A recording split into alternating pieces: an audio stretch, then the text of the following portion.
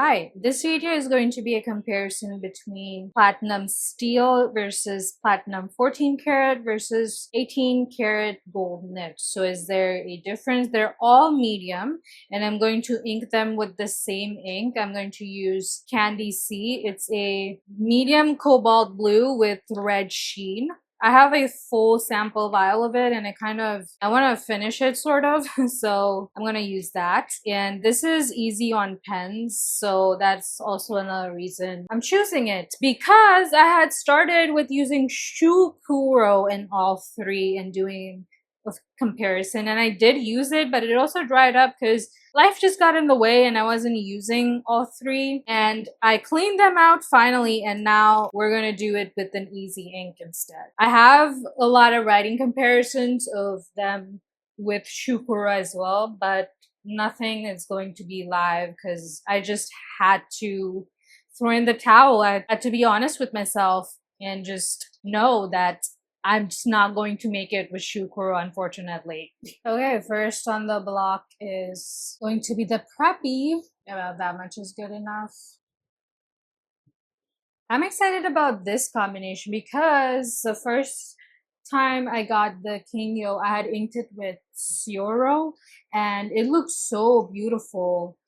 There was a nice shading to it. So I'm excited to have like an easy ink in this pen again and use it more, because this 3776 of 14 karat, especially in medium, is my perfect gold, and just regular, just any fountain pen nib is just perfect for me.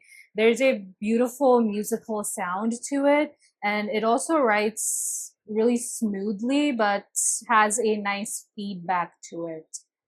So I quite like it. Okay, plunge some ink in. I'm gonna put it upside down. The last one on the chopping block.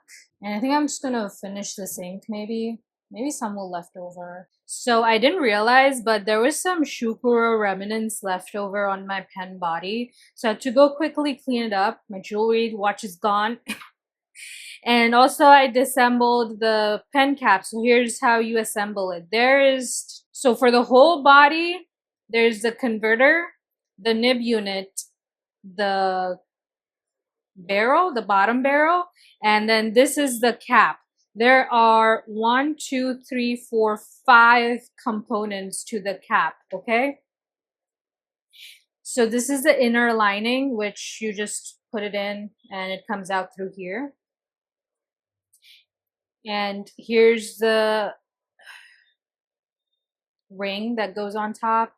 Make sure you put the pen clip in, and now you just screw this in. There's an indent for the clip, so make sure you line it up properly, put the clip in, and then you just screw it in. That's it. And for taking it out, you just screw it out. If you're struggling and it's not screwing, you're screwing, and it's not holding up, like it's not going in, the reason is that the cap isn't fully pushed out. So just take a Q-tip and push it out. You'll feel the top part comes off, and now it's fully out, and now you can screw it in, and there you go, it's in. So that's one of the mistakes, and if that's happening and you're not being able to screw it in, don't freak out. Just take a Q-tip and then push on the cap liner from the outside and you're good to go. I know I was freaking out when I was screwing up my Kingyo because I didn't even unscrew the Kingyo. It just came apart and I was really worried, but then I calmed myself down and just knew that the reason it wasn't screwing in is because something was probably wrong. So, okay, let's get started with the writing sample. Also, I finished my Candy C, so I'm excited about that. I want to do the writing sample, but I'll also come back and like talk through I'll give a breakdown on how each pen was and how it worked. I know I have a sort of a rough idea of how each pen works and what I think about it. But with the new ink, I'll come back again. This way I have 2 inks to compare the 3 nib materials with, so I have more of a comprehensive idea. This is Endless Alchemy, Candy C. The Candy C and Toffee of this line kind of sucks. I don't fully recommend it because it like clogs up the pen. I'm really bad at talking and writing, but I'm gonna try. Okay. Very thick. It's almost like a broad. Like Pilot is good with their quality control, but even they kind of miss. All of these pen brands don't have a very uniform sizing of the nib, so don't go off of that. Just try them out. Sometimes you'll get it, sometimes you won't. I know that sucks for people who are very specific about what kind of nib unit they want. I like to use all nib sizes. I have everything from extra fine to all the way to like the FA nib, Fude, Zoom. I have all of those and I use them all. Some more than others, obviously. Like the medium nib, that's my favorite. It's like the perfect medium, you know? Doesn't write on the side. You saw I tried to write with it on the side. It doesn't do that. So medium is, I have extra fine, medium, and preppies. I have all of them. And medium is definitely my favorite size in the preppies. It can also write a full page reverse. It writes really smooth with the reverse nib as well. Not scratchy at all. The reverse, I would say, is more like a fine medium. I'll try and compare the fine medium with my Pilot fine medium, but I really like how it looks. So this is a very good pen for value. This pen was, I think, $7 or $5, so amazing. It starts well. Now let's move to the 14 carats, my favorites of the bunch. So this is a true medium. I would say that it is between the reverse writing of the Preppy and it's with the correct nib spacing. It's a good in between. It has a lot more precision and there is some feedback, but I'm noticing with this ink in particular, the feedback is not as noticeable. It's quite whitened up quite a bit.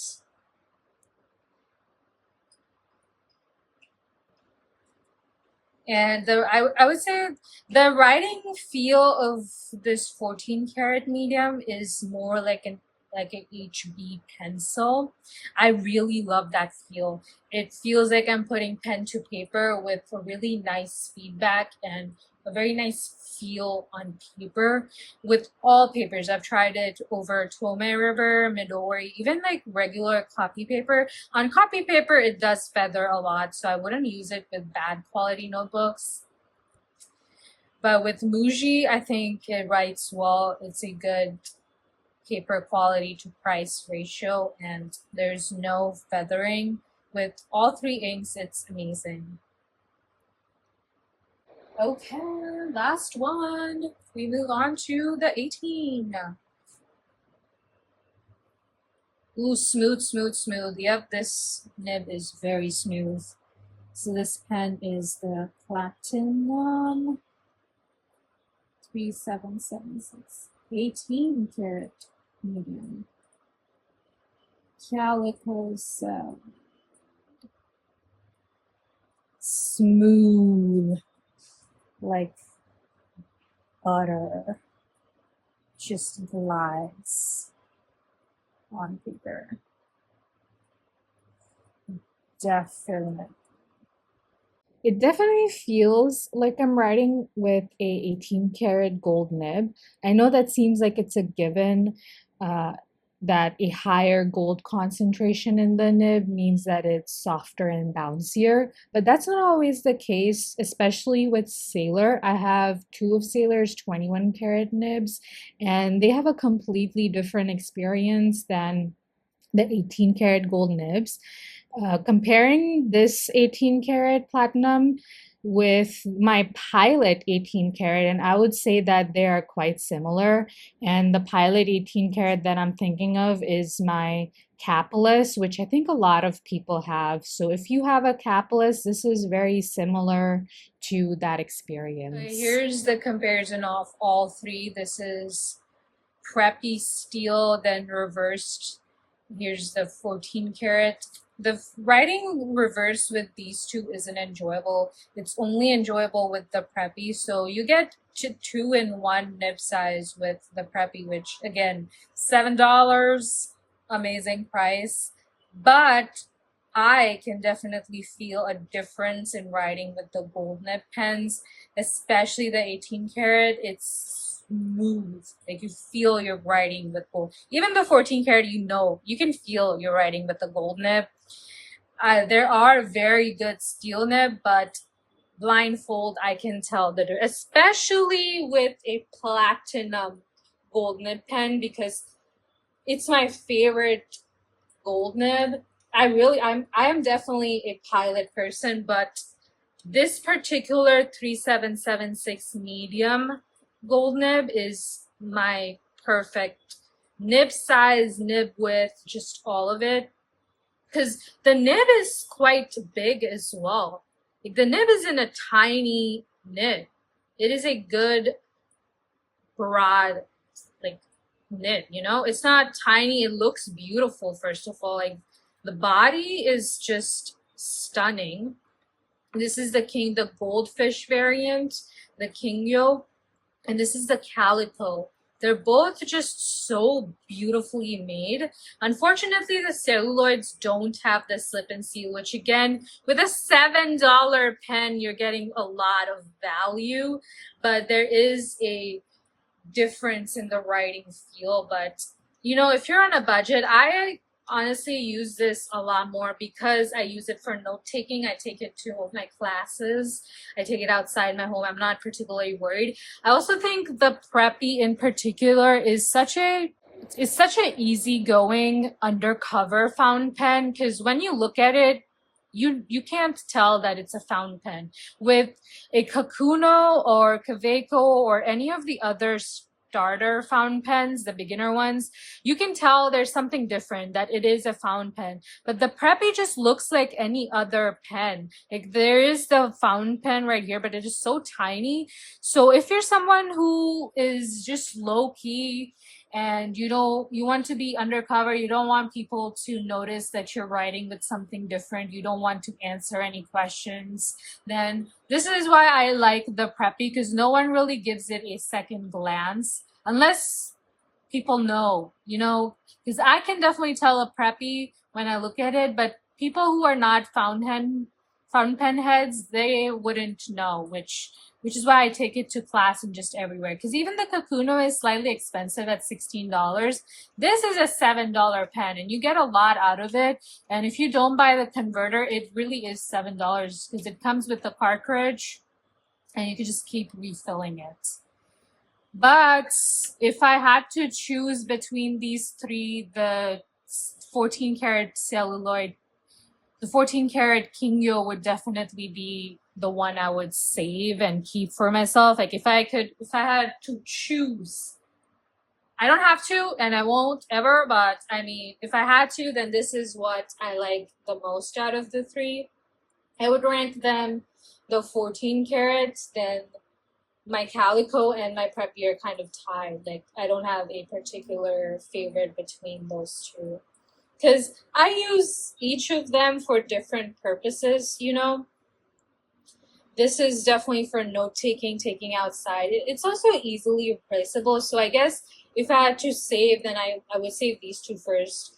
Especially the vintage one, because there are some on eBay. I got mine off of, I think, Facebook Marketplace.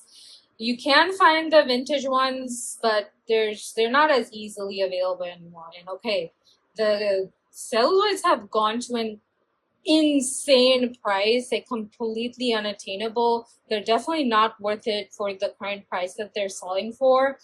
But I got this a while ago when it was a reasonable price, and for that price that I got it, it was worth it.